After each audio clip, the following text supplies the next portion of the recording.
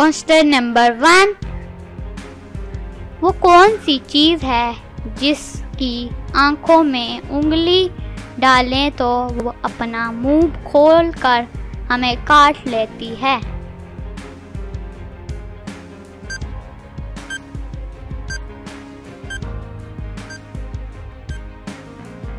Answer number 1, कैंची। Question number 2, ऐसा कौन सा काम है जो बगैर ऐनक नहीं हो सकता?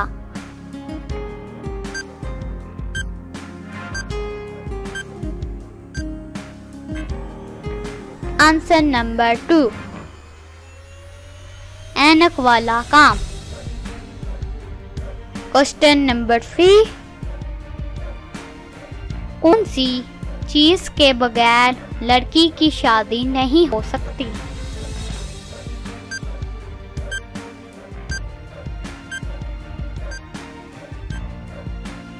आंसर नंबर 3, दूल्हा।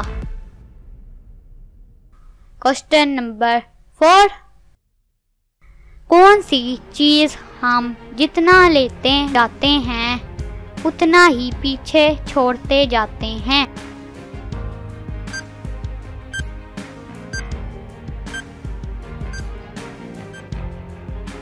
आंसर नंबर 4, कदम। क्वेश्चन नंबर 5, वो कौन सी बला है जिसकी गर्दन है मगर सर नहीं, बाजू हैं मगर हाथ नहीं?